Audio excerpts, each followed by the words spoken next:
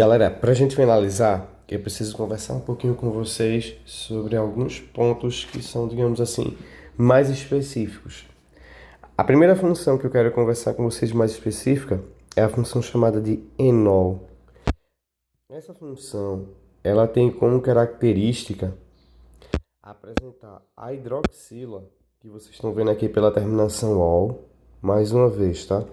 Terminou em ol, isso é característica de álcool, quer dizer que você vai ter uma hidroxila, assim como nessa função vai ter OH, só que essa hidroxila, ela vai estar ligada a um carbono com uma dupla ligação. Então esse "en" significa que você tem um carbono insaturado por uma dupla ligação.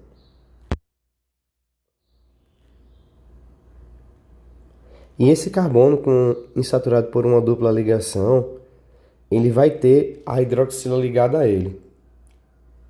E é aqui que a gente vai começar a nossa viagem para falar um pouquinho de enol.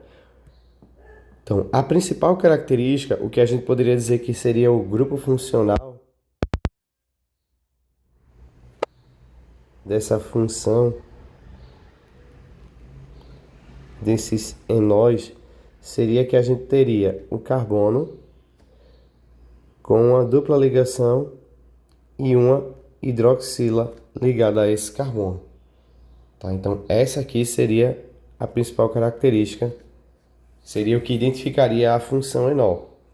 Um exemplo de enol que a gente teria seria esse composto aqui, o C dupla C, C, e aí a gente teria um hidroxilo aqui,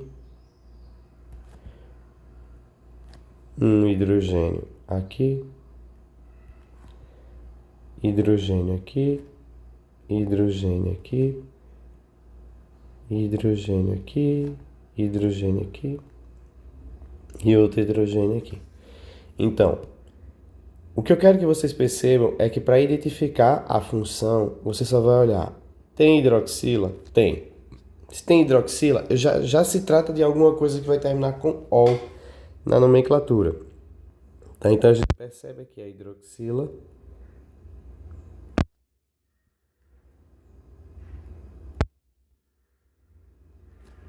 E aí, além da hidroxila, você percebe que este carbono ele é insaturado com uma dupla ligação. Então, essa presença de carbono insaturado por uma dupla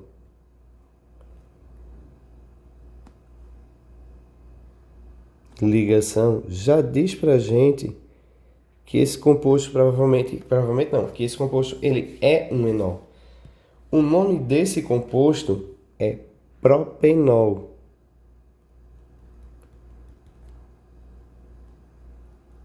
E olha como o nome já fala pra gente que o composto pertence à função enol, tá? Enol. Então, é bem fácil você identificar essa função orgânica, tá? Esse grupo funcional aqui é simples de você identificar. Esse C com uma dupla ligação e hidroxila ligada a ele, tá? Vai ter outro hidrogênio aqui nesse carbono, sim. Eu não coloquei porque a gente não é obrigado a colocar os hidrogênios, mas você vai ter um hidrogênio sim aqui, certo? Para completar as 4 ligações. Ou pode ter uma cadeia carbônica ligada a ele, isso não seria um problema, certo? Mas essa é a principal característica dessa função. É isso que vocês vão ter que olhar para identificar que esse composto é um enol. Depois de enol, a gente precisa conversar sobre fenóis ou fenol. É mais uma, entre aspas, variante da função álcool. O fenol também vai apresentar um hidroxila. Olha a terminação ol. Tá? Então, essa terminação sempre representa para mim um hidroxila ligado à cadeia. Além disso, esse prefixo fen, ele vem do radical fenil.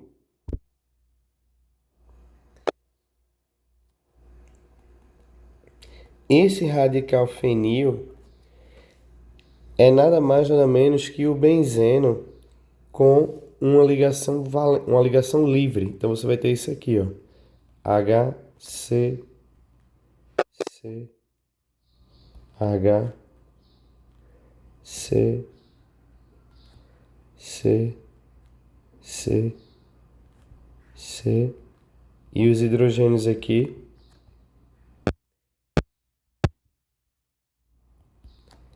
dupla, simples, dupla, simples, dupla, aquela alternância de duplas e simples ligações. E esse radical, ele vai ter uma valência livre. Radicais têm valências livres. O radical fenil apresenta uma valência livre.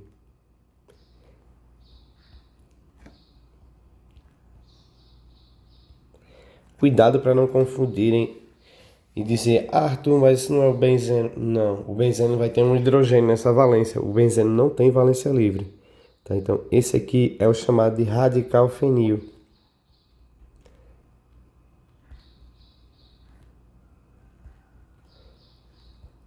E aí, nesse radical, vai se ligar a hidroxila. Então, a gente vai ter isso daqui, tá? Então, quando a hidroxila se liga a esse radical, você vai ter o C, H, C, H, C, H, C, H. Vamos colocar aqui os carbonos, né? Formando o hexágono, vocês já sabem disso. E aí fica hidrogênio. E num dos carbonos vai se ligar um hidroxila. Então você vai ter isso aqui, ó. Certo? Esse composto, ele é o composto que recebe o próprio nome de fenol, que seria o fenil, aonde se liga um hidroxila ao radical fenil, que seria essa hidroxila daqui, ó, na valência que estava livre do radical fenil. Certo? Então, característica de fenol, como é que a gente vai identificar fenol? A gente vai ter um composto aromático, a gente vai ter aqui uma cadeia aromática,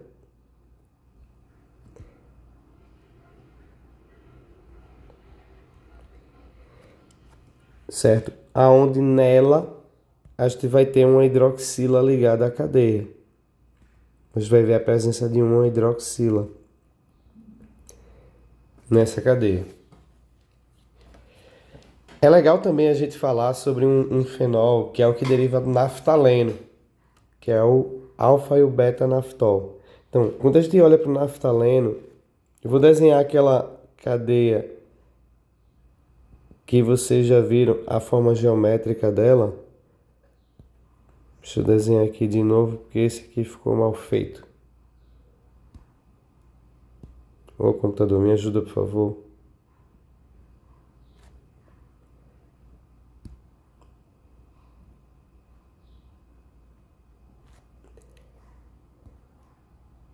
Eu acho que o computador não está afim de me ajudar.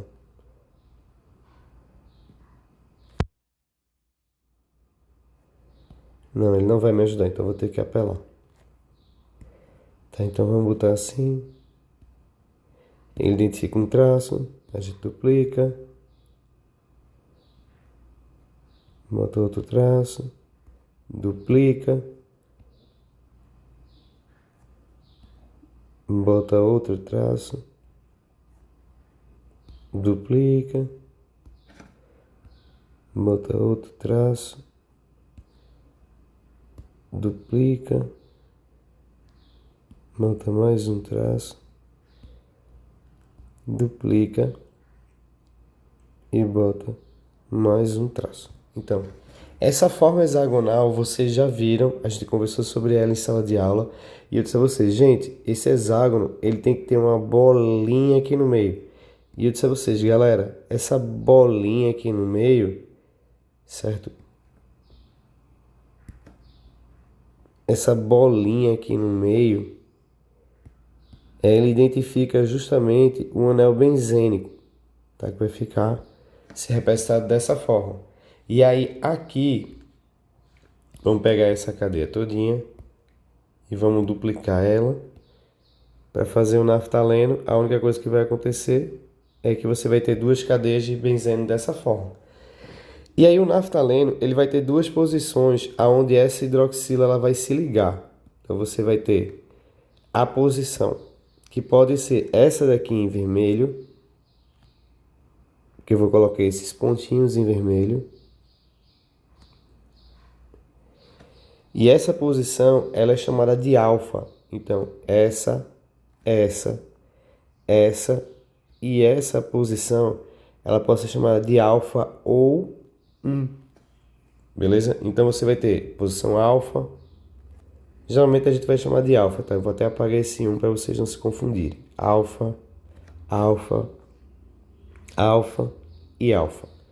Se ligar em alguma dessas posições em azul, que eu estou marcando aqui para vocês, que são laterais, essa posição aqui, essa e essa posição são chamados de beta. Aqui é beta, beta, beta e beta. Como assim, Arthur? Vê só. Se você tiver esse composto aqui, vou copiar aqui. Melhor é duplicar, né? Vamos duplicar. Vamos colocar aqui. Vamos duplicar de novo e vamos colocar outro aqui. Deixa eu encolher para a gente ficar com mais área útil para a gente trabalhar.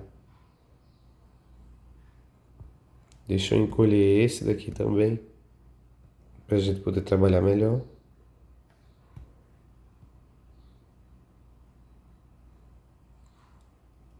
Certo, então vamos lá. Então, se você pegar esse composto daqui, certo? E esse composto, você ligar em uma dessas posições em vermelho, deixa eu apagar as azuis para vocês entenderem melhor. Se eu ligar a hidroxila em uma dessas posições em vermelho, se eu fizer isso daqui, ó, qualquer um é igual, tá? Não vai ter diferença entre elas não. E ligar um hidroxila aqui, esse composto, ele vai ser chamado de alfa-naftol. E se você ligar ele, se você pegar esse mesmo composto, deixa eu botar esse aqui mais pro lado, vai ficar bonitinho, igual ao outro. Se você pegar e ligar ele em uma dessas posições azuis,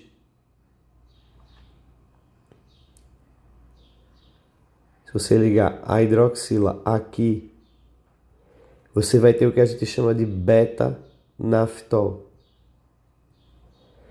O termo naftol deriva justamente do nome daqui, desse composto, que é o naftaleno.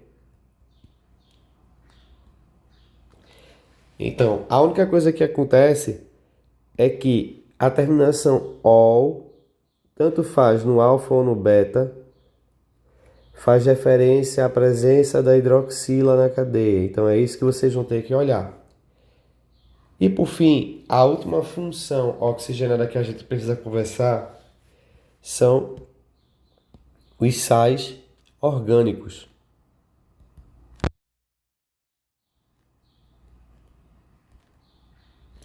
Sais orgânicos são compostos que surgem, são formados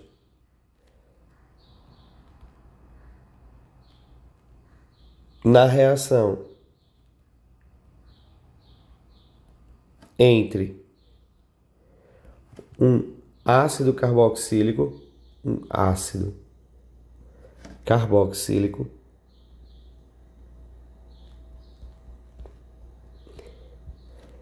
com uma base forte, uma base inorgânica mesmo forte.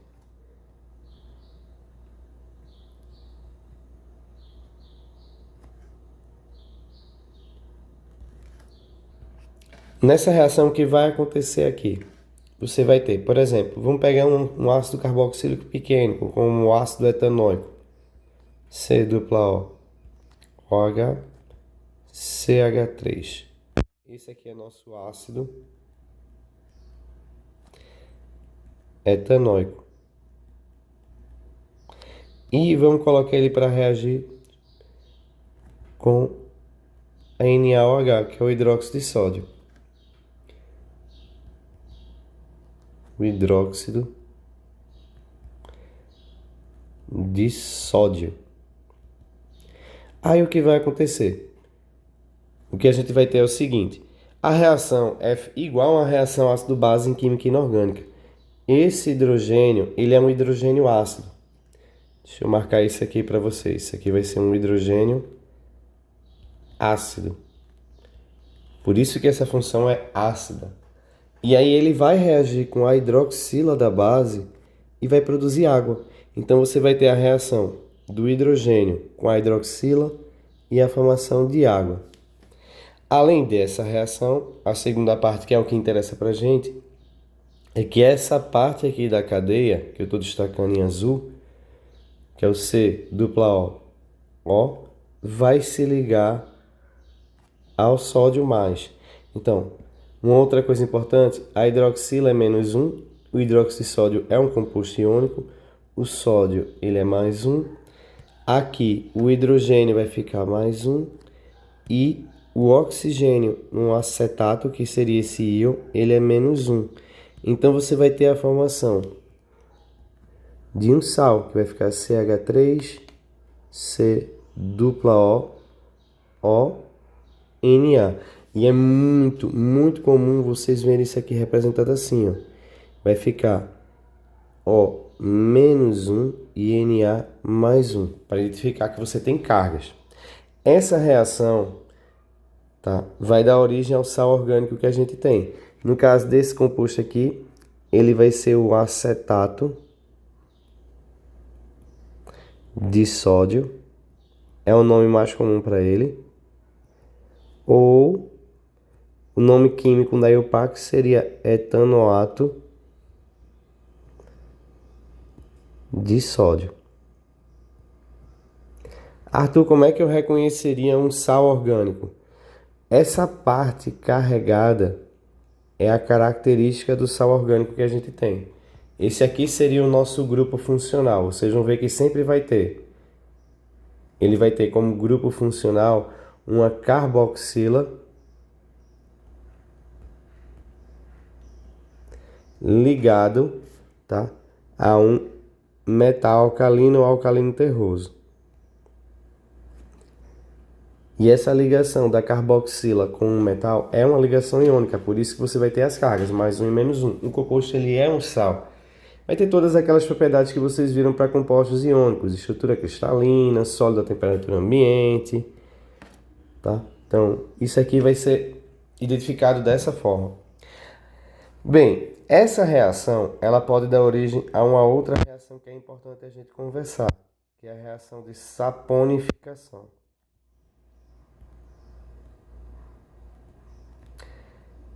Que, como o próprio nome já diz, é a reação que a gente usa para produzir sabão. Na reação de saponificação, a gente vai ter um ácido graxo, que vai reagir com uma base forte, uma base muito forte. E a reação entre um ácido graxo e uma base forte vai dar origem a um sabão e água. Arthur, o que seria um ácido graxo? Um ácido graxo seria um ácido carboxílico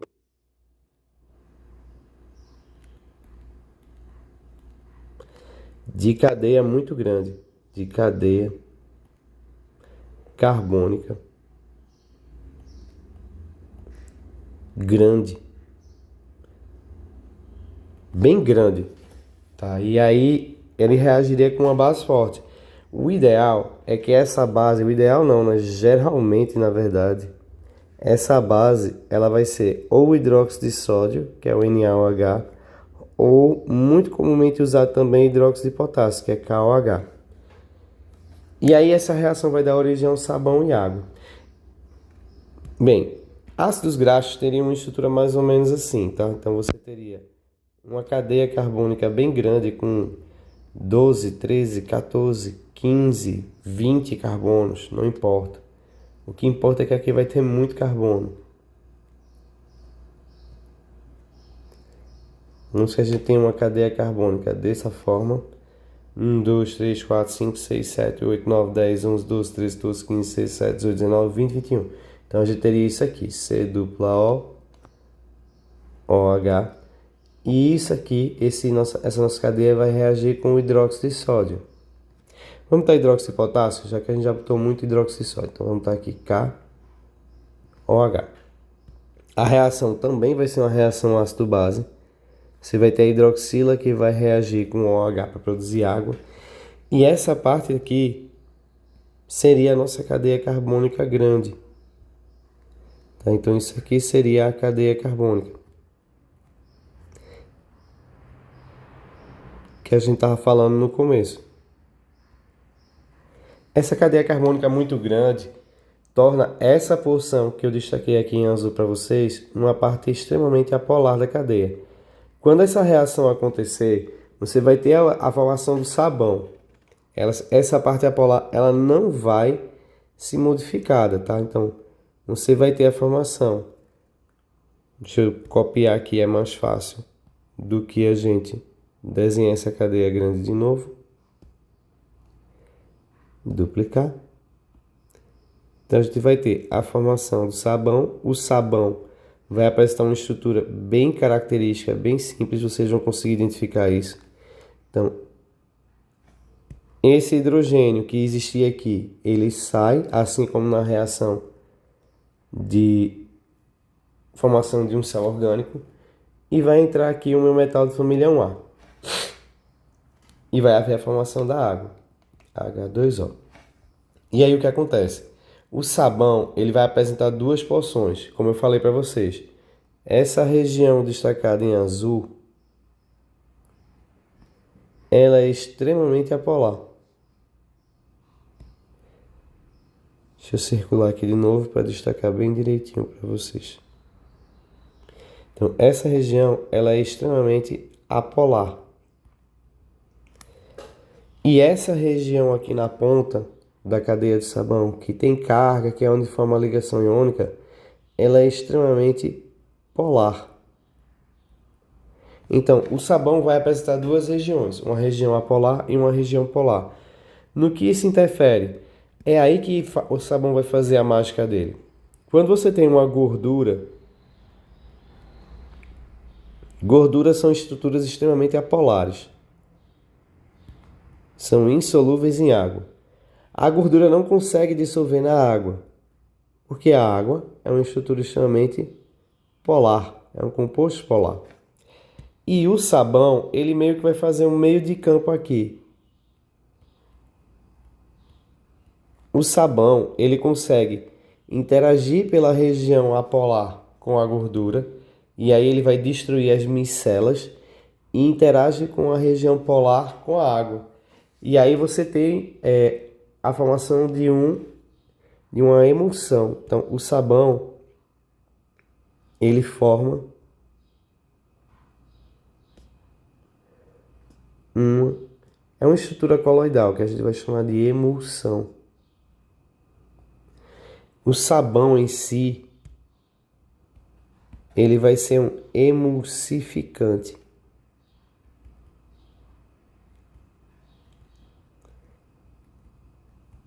E vai dar origem a uma estrutura coloidal.